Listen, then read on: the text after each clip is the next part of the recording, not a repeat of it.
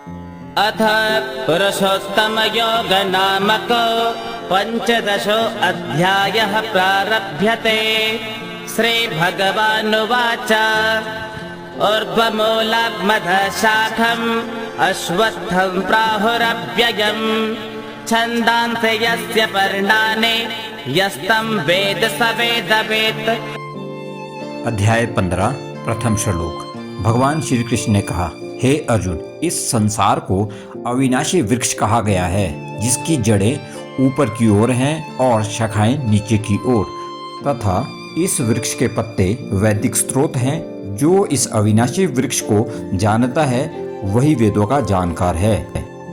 अधश्चोर्ध्वं प्रसृतास्तस्य शाखा गुणा प्रवृद्धा विषय प्रबालाः अधश्च मूलान्यनुसन्तनानि कर्मानुबन्धेनि मनुष्यलोके।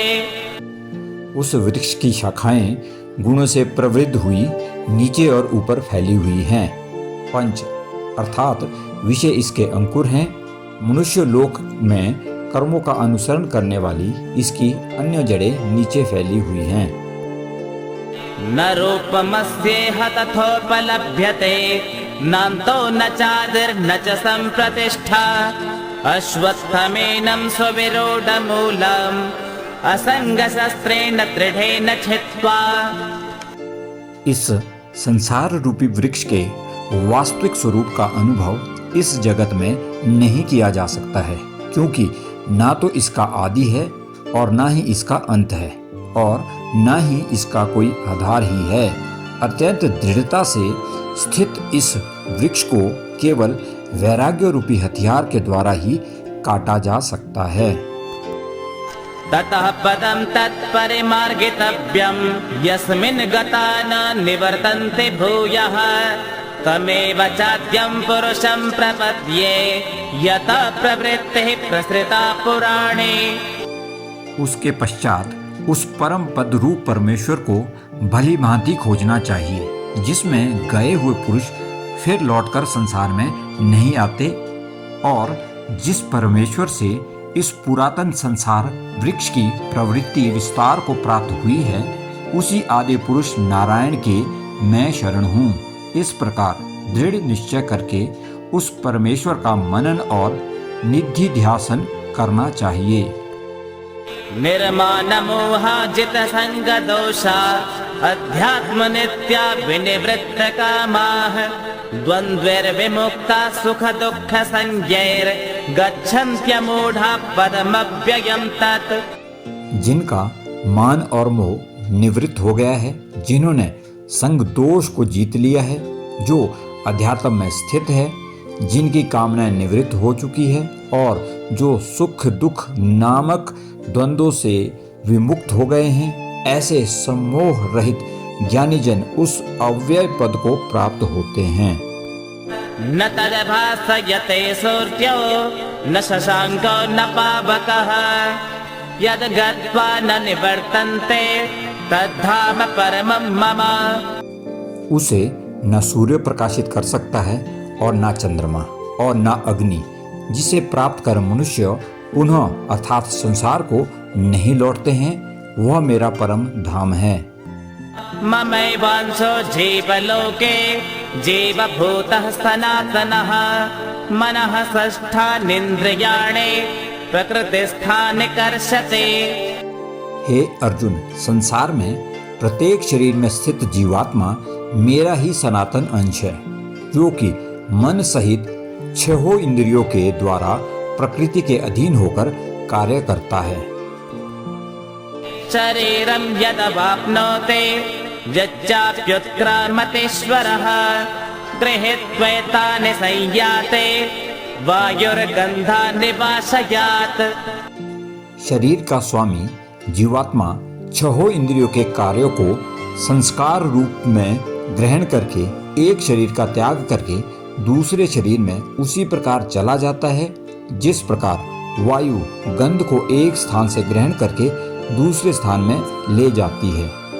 श्रोत्रं चक्षुस्पर्शनं च रसनं घ्राणमेव च अधिष्ठाय मनश्चायं विषयानुपसेवते।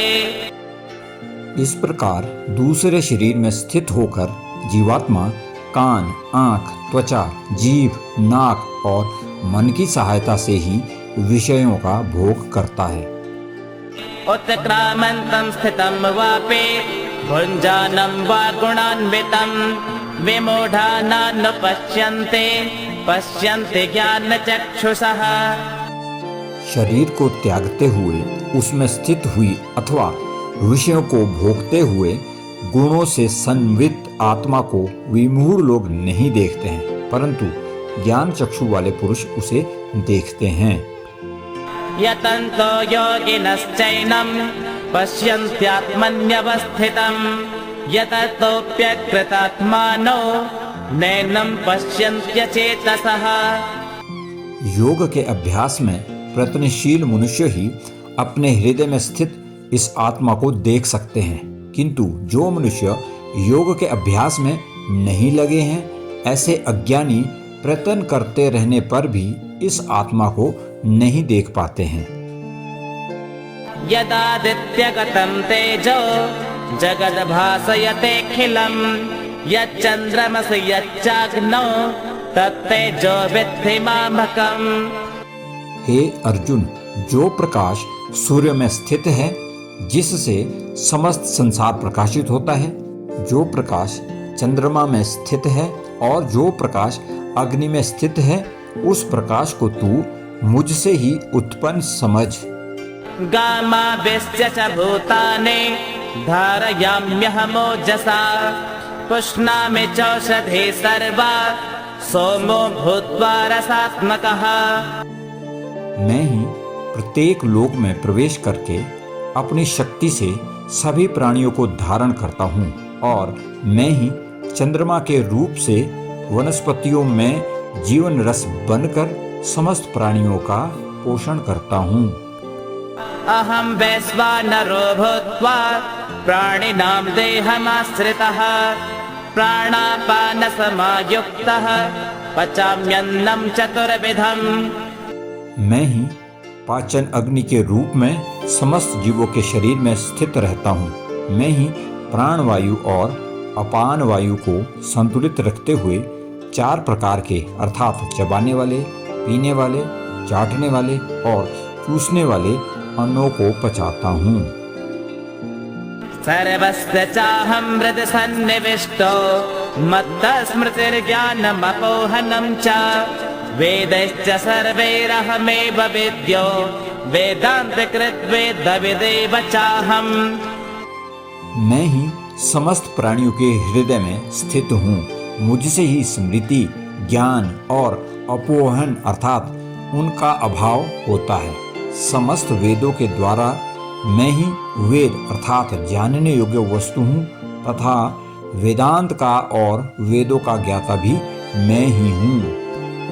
त्वामेवौ पुरुषो लोके क्षरश्चाक्षर एव च क्षरः सर्वाणि भूतानि कूटस्थोऽक्षर उच्यते। हे अर्जुन, संसार में 2 प्रकार के ही जीव होते हैं, एक नाशवान अर्थात क्षर और दूसरे अविनाशी अर्थात अक्षर। इनमें समस्त जीवों के शरीर तो नाशवान होते हैं और समस्त जीवों की आत्मा को अविनाशी कहा जाता है।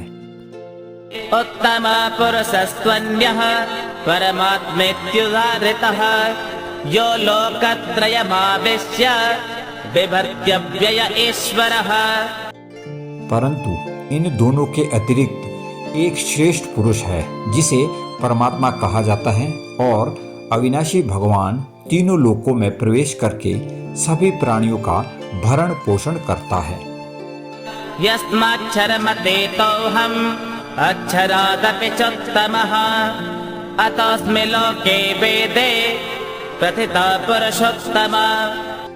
क्योंकि मैं ही क्षर और अक्षर दोनों से परिस्थित सर्वोत्तम हूँ, इसीलिए संसार में तथा वेदों में पुरुषोत्तम रूप में विख्यात हूँ। यो मामेव सम्मूढो जानाति पुरुषोत्तमं स सर्वविद् भजते मां सर्वभावेन भारत। हे भरतवंशी अर्जुन, जो मनुष्य इस प्रकार मुझको संशय रहित होकर भगवान रूप में जानता है, वह मनुष्य मुझे ही सब कुछ जानकर सभी प्रकार से मेरी ही भक्ति करता है।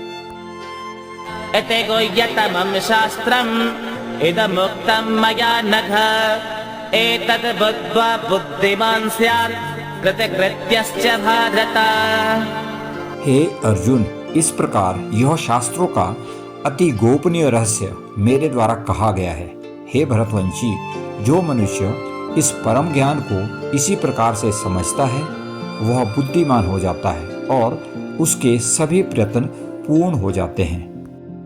ओम तत्सदिते श्रीमद्भगवद्गीतासूपनिषत्सु ब्रह्म विद्यायां योगशास्त्रे श्रीकृष्णार्जुन संवादे पुरुषोत्तम योगो नाम पंचदशोऽध्यायः। श्रीनारायणार्पणमस्तु। हरिः ओम्।